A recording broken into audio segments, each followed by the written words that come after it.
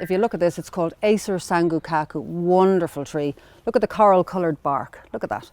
You come across the leaves, they are lime when they come, lime green when they come out, they turn to the most beautiful gold in the autumn before they drop. So you've got 3 seasons of interest: spring, coral coloured bark for the winter, and the autumn colours comes in the gold leaves. If you look at this one, it's Wisteria sinensis. It's obviously shaped to go on a wall. We could grow it as a standard.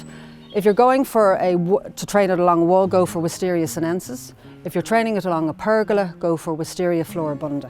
A couple of interesting things about this: you have to prune it. If you don't prune it, you don't get beautiful flowers. So at Christmas time, just after Christmas, you prune back the stems to 2 buds away from the main stem, and then you're kind of guaranteed flowering next year.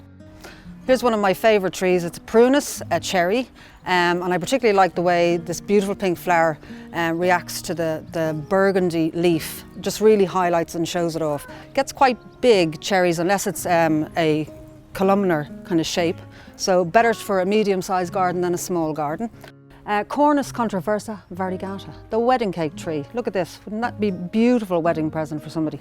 It grows in tiers like a wedding cake, so it needs pruning from the off. Look at the variegation on the leaves, stunning. This time of the year, pushing out the leaves, wonderful colour, just, it says spring.